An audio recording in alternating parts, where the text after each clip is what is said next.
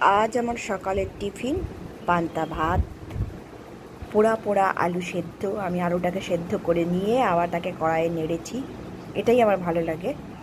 আর হচ্ছে কালকের বাসি ডাল ছিল, সেই ডালটাকে একদম শুকনো করে নিয়ে ওর মধ্যে সর্ষের তেল, পেঁয়াজ আর কাঁচা লঙ্কা।